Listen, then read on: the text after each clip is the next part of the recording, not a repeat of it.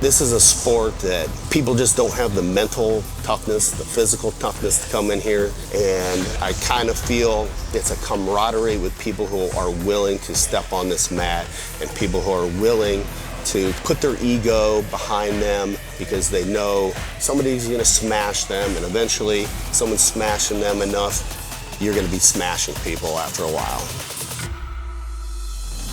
90% of people who walk through that door isn't willing to do this, not capable of stepping on the mat. And this just builds mental and physical resilience that you can't really replicate any other way. Today we are interviewing Conrad Spangler. Conrad Spangler is a 52-year-old monster who trains at my gym and was at the time the #1 ranked purple belt in IBJJF competitions. He is no longer that because he has been promoted to brown belt, where he's about to become the #1 ranked brown belt in his division. Anyway, we're gonna learn a lot from him because he is what I aspire to be when I'm in my 50s. So let's go ahead and listen to this interview by Conrad Spangler. My name is Conrad Spangler. I'm 51 years old. I'm turning 52 in August, turning the corner. I spent 24 years in the military, 6 in the Marines, 7 in the Air Force, 11 in the Army. Did some ROTC time in college. So altogether about 29 years in the military. Wrestled at Iowa, wrestled a little bit afterwards for the Air Force. Can you tell us a little about what it was like training with Coach Dan Gable in Iowa? So a little more context with you guys.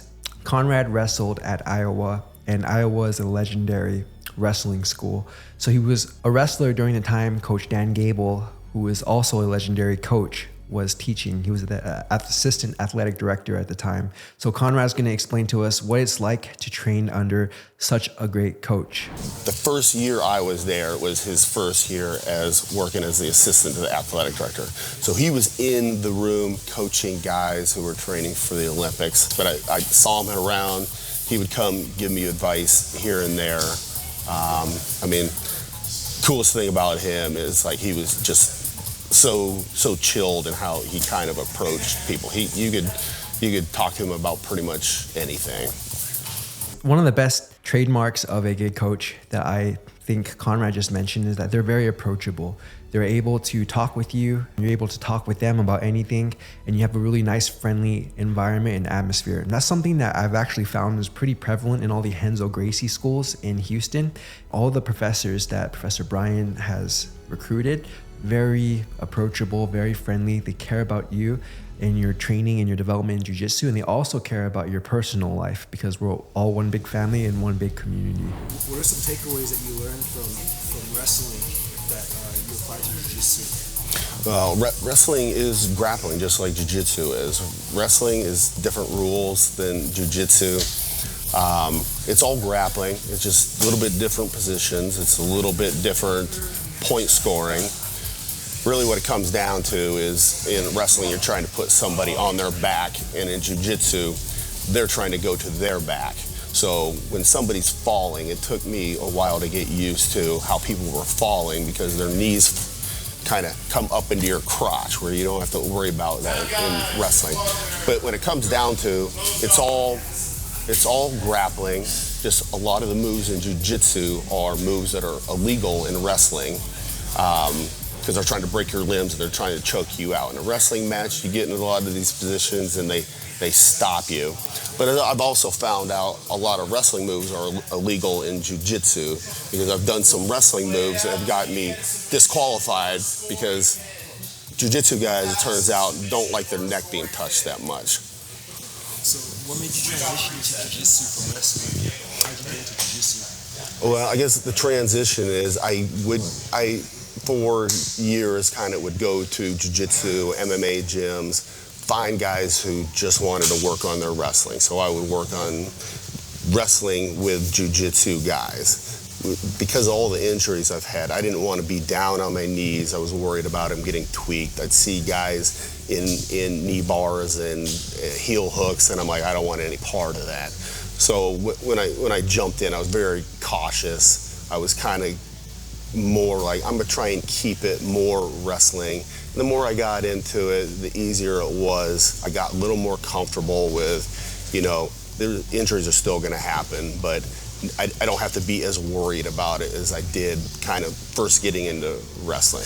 So it's a good point Conrad makes, right? He just joins jiu-jitsu only with wrestling background, and he played it pretty cautiously. He didn't jump in straight into jiu-jitsu full force, trying out different moves. So why I bring this up is if you're just coming to jiu-jitsu for yourself without any prior experience, take it slow. You don't have to jump in super fast right away. And you also don't have to have a lot of experience. Just take jiu-jitsu at your own pace and try the sport out. It's not something that's necessarily supposed to kill you. You're supposed to walk in kind of like you walk in on the shallow end of the pool to get to the deep end of the pool. It's a process. You don't just cannonball into the deep end if you can't swim. How'd you get into competing? I think it's just the natural progression that you want to just test your skills. So I mean, in wrestling, the whole goal is to compete at high school, college, international, Olympic level.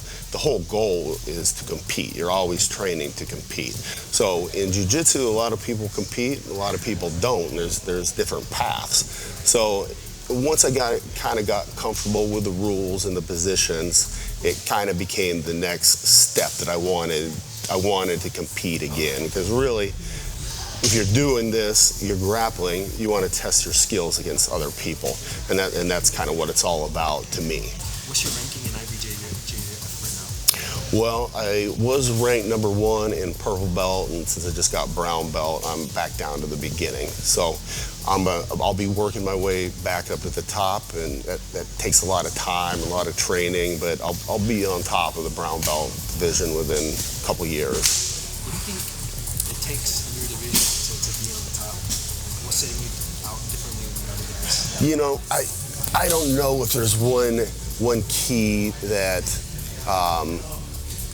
is the key to success. I do have a advantage being a wrestler because every jiu-jitsu match starts on the feet. If you look in practice, most people start on the ground, and a lot of competitors, they start on the ground too. So a lot of jiu-jitsu competitors are really uncomfortable being on the feet. So I try and take advantage of wearing people out on their feet, taking them down to a good position on the mat. So wrestling is still my main weapon when I go against other people. When we go down to the mat, I'm getting better at jiu-jitsu, but a lot of my jiu-jitsu is very wrestling based.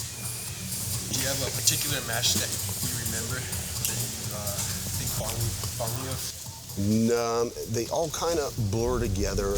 I don't know if I think of any matches. You know, what you think most fondly of and what gives you the biggest dopamine release is getting your hand raised at the end. There's no replacement for that. Like when you finish a match and you're tired, whether you went the whole time or you hit a submission, when you get your hand raised, that's the biggest dopamine rush you can get in anything. And then when you step onto the podium, you get the dopamine rush again when you get the gold medal. Anytime they get a silver or less than that, it's not that much fun. What's your mentality when it comes to losing? I mean, it happens. Everybody's gonna lose. Okay, we're gonna rewind that just for one quick second. So I asked Conrad what his mentality was when it came to losing, right? And this is something that a lot of us need to learn because it keeps us from competing. We don't want to lose. We don't want to tarnish a perfect record. In reality, what I've come to learn is in order to get better, in order to win, you have to lose a lot. Personally, I've been in mental blocks where I've lost a match or lost a couple of matches and then didn't want to compete again out of fear for losing constantly. And it's a stupid mental block to put yourself into because there's so much more to learn from attempting to win and losing and continuing to refine yourself. But it's a process that we all have to go through as humans in various aspects of our lives. Jiu-jitsu and competing in jiu-jitsu is just one way to physically manifest that learning process. So let's go ahead and rewind where I asked Conrad what it's like to lose. What's your mentality when it comes to losing? Well, I mean, it happens. Everybody's going to lose. You're always going to run into someone who's better than you. So you might just be crushing people, and then you're going to run into somebody who's either better than you, or has a better strategy than you. So you always have to be prepared that there's going to be people that beat you. You know, you could have your best day one day, and you can step on the mat the next day, and people are going to have a good strategy, and they're going to be in maybe like a better mental position than you. So every time you step on the mat, you don't know what's going to happen. And some people play a game, especially in masters, people will pull guard, hold guard, and kind of hope for the ref's decision, go do a 0-0 ref's decision. And I've lost some matches where people don't want to engage, they just pull guard. And then those are pretty boring matches, and those are kind of the most frustrating to me, when people don't want to open up and show their skills. They're basically just trying to survive. You know, one thing that you told me that stuck with me is to not show emotion on your face when you're grappling. Yeah. Can you tell me why that is the case? So to give you context, Conrad will watch my matches. Whenever I go and compete, he gives me feedback on how I performed. There was one time when I was really lackluster, right? I walked into the match. It was Dallas Pan Ams a couple years ago. And every time I got taken down or finished an exchange, you can see the frustration on my face. I was like breathing heavily, rolling my eyes, etc. And it was all out of frustration for not being able to beat a guy that I felt like I should have beaten. And Conrad told me, hey dude, too much emotion on your face. You're showing too much of your frustration.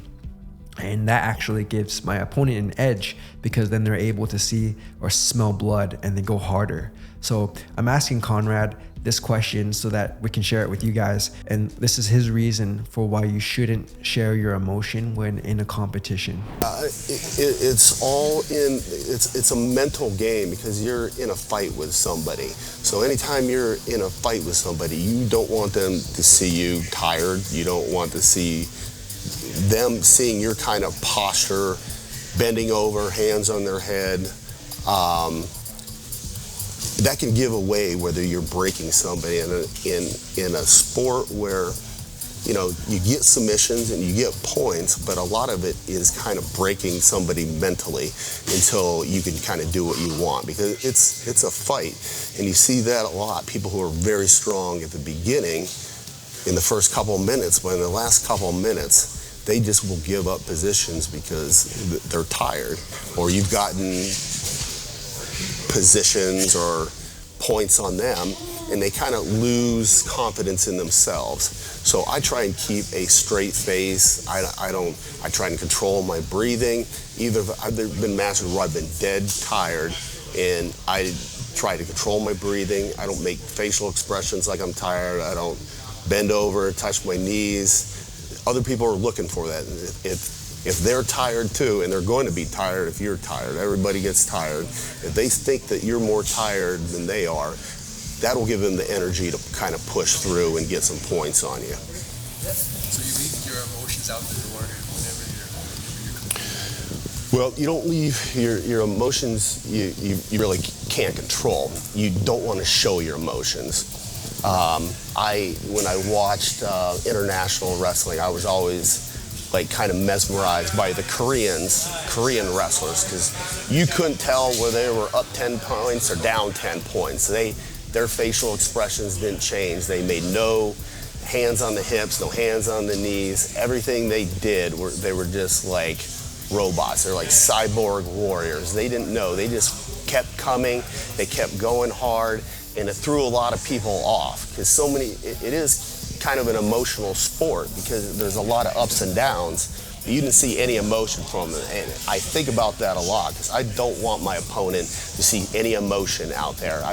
Whether I win or lose, I barely show emotion. I feel great inside, a huge dopamine release, but I never really want my opponents to see.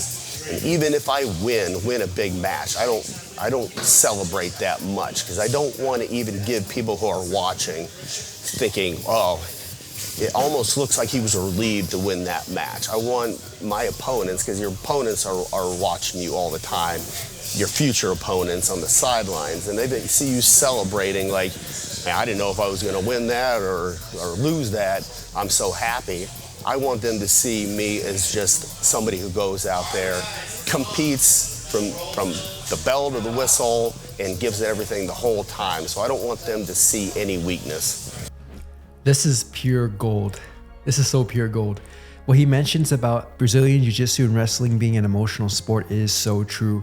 But the key is not to show your emotion, because what makes zombies so scary in zombie horror movies? They just keep coming, right? Doesn't matter how weak or how strong they are, they just keep coming. And their lack of fear or lack of showing emotions is what makes them truly scary. So Conrad's advice to emulate that kind of tactic is so smart, because you're just not giving your opponent any information to read. And it's kind of like playing poker. When you're playing poker, you don't want to show your emotions, right? Or if you're showing your emotions, you're using it as a tool to fake out your opponents. So I'm definitely going to take this advice into practice whenever I compete in the future. I've done it a couple of times and I'm very happy about it, but I need to be more consistent. That's sick. Does that translate into life at all? Yeah, I mean, jiu-jitsu translates to life. I mean, one thing I can say about jiu-jitsu is, 90% of people who walk through that door, that 90% of the population isn't willing to do this, not capable of stepping on the mat. It's too hard. This sport is too hard physically and mentally for most of the population to come in and walk in that door. So the life kind of experiences you can take from jiu-jitsu, it applies to anything that you have to do hard in your life. Everybody is going to run into the challenges in their life. And this just builds mental and physical resilience that you can't really replicate any other way. What Conrad said right there is the reason why I train jiu-jitsu. In this day and age where everything is easy, you can get anything you want, instantaneous gratification, there needs to be some kind of discipline that's instilled that I place into myself. I consider jiu-jitsu a self-injected discipline. It provides structure in my life. It allows me to remember that life is supposed to be difficult. And that way I'm able to have some semblance of sanity or control, because we can't control how things happen to us in life. We can only control our response, and that's very similar to jiu-jitsu, right? Whenever you roll with someone else, you don't necessarily control how they react to the way you roll. You just only have control of how you react to their roll. Anyway, let's continue. Experiences you can take from jiu-jitsu, it applies to anything that you have to do hard in your life. Everybody is going to run into the challenges in their life. And this just builds mental and physical resilience that you can't really replicate any other way. What's your mentality for recovering from injury and making sure that you don't completely detach from your training? You're always going to be challenged with injuries and your ability to recover, especially as you get older. You're going to have injuries. You're going to have things that hurt.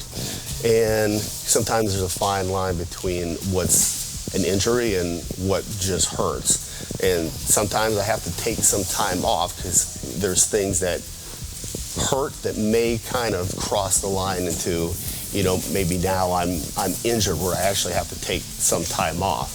But anybody who is in here on a regular basis, they're going to have stuff hurt.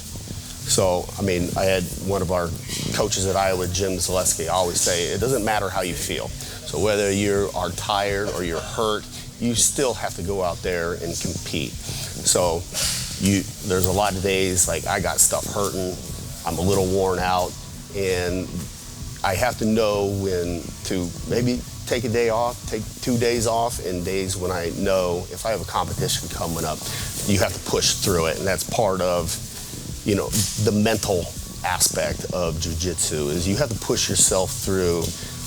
If you want to compete, there's different paths to this. A lot of people want to come in and they just want to learn jiu-jitsu.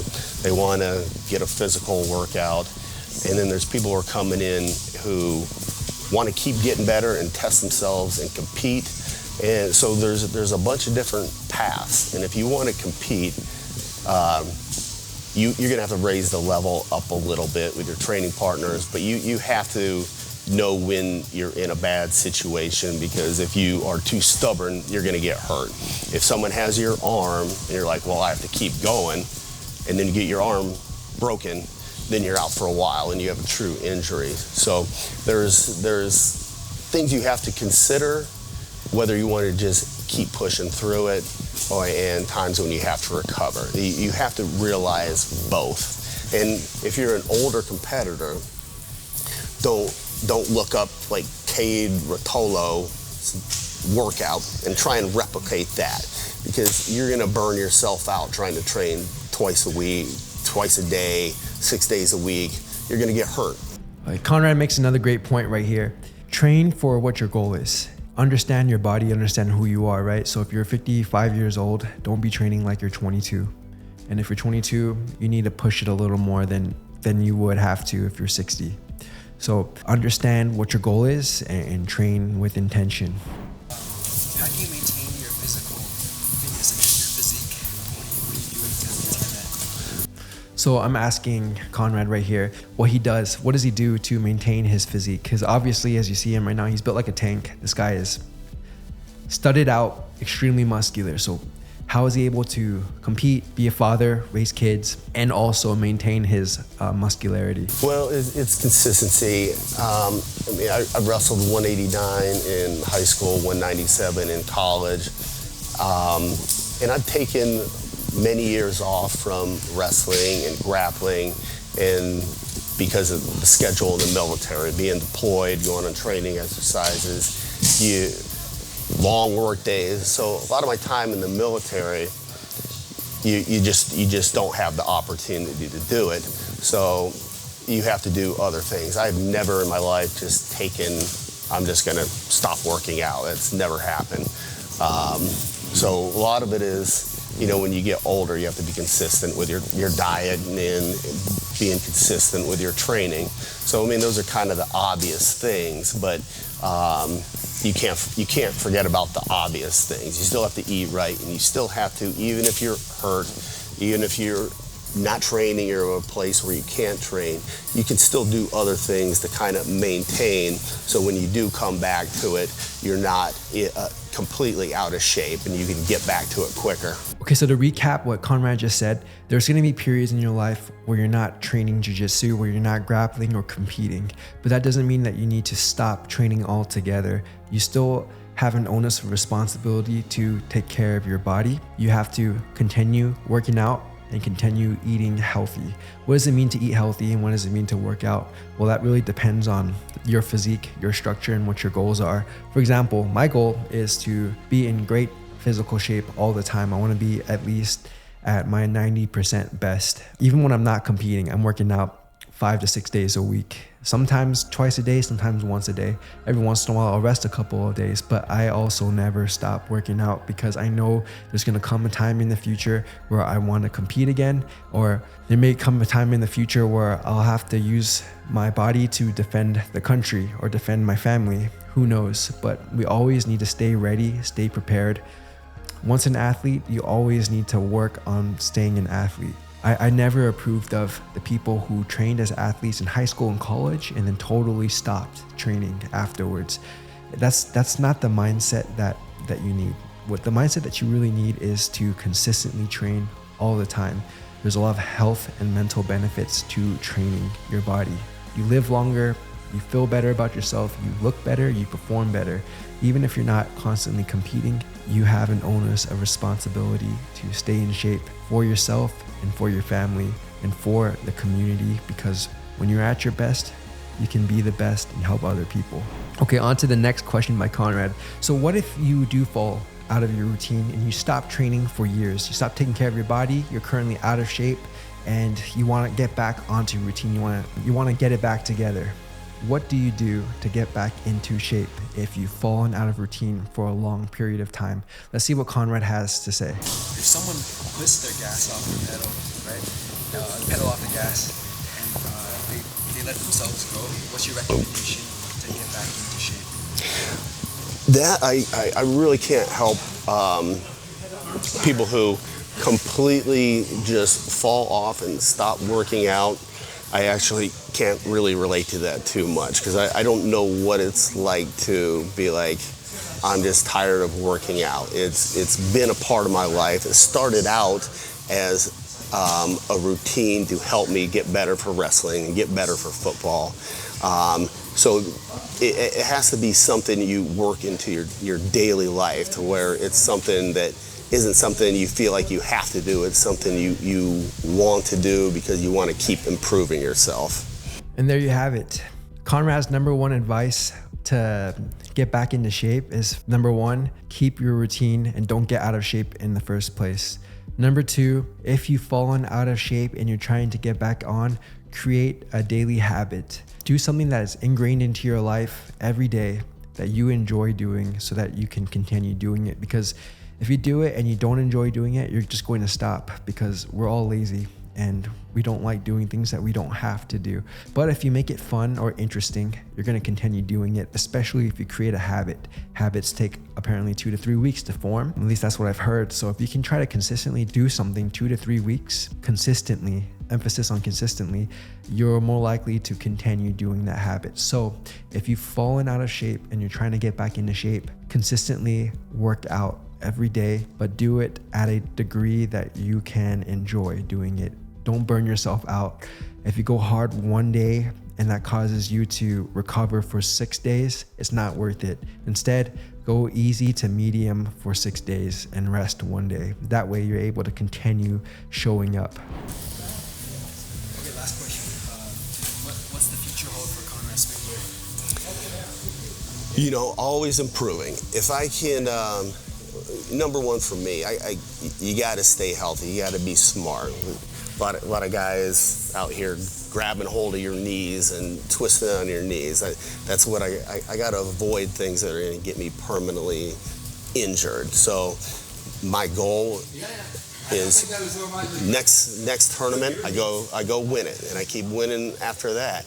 And if I have some setbacks and I lose up at brown belt, you know, I'll keep getting better and I'll know what I need to do to keep getting better. But I'm gonna stay at it. I mean, I always said I'm just a wrestler, and now I can say, hey, you know, I do jiu-jitsu now. I'm finally past the point where I come in here and tell people I'm just wrestling. Now I say I do jiu-jitsu, and I'm proud of it because very few people can do this. This is a sport that people just don't have the mental toughness, the physical toughness to come in here. And I kind of feel it's a camaraderie with people who are willing to step on this mat and people who are willing to kind of put their ego behind them because they know somebody's going to smash them, and eventually someone's smashing them enough, you're going to be smashing people after a while. Hey, congrats on that. Yeah, thank you. All right, let's catch some rules. All right, let's do it. Okay, guys, thank you so much for watching. So to summarize Conrad's last statement up, he's going to continue getting better. He's going to continue to compete to see how he can improve. Win or loss, he's going to keep going. Jiu-jitsu is amazing, and I'm so glad for this interview with Conrad. He's a mentor of mine. One huge takeaway I got from listening to Conrad is stop overthinking. Just get it done. Continue to test yourself and improve. Don't take things too seriously. Because if you do, you're gonna freeze up, stop, and not get better. Where's the fun in that? So screw it. It doesn't need to be perfect. Some of the things that I can improve on for future interviews is #1, stop getting in front of the camera. #2, mic myself up so I can hear my own interview questions. And #3, maybe instead of having 2 angles on the person that's only being interviewed, put one of the angles on me so it can feel like a 2-way interview. And that way I don't have to create a reaction video, and we can just post the interview itself. There you have it. That was Conrad Spangler's interview over at Renzo Gracie Houston. And we're going to have some more. So thanks for watching, guys. Peace.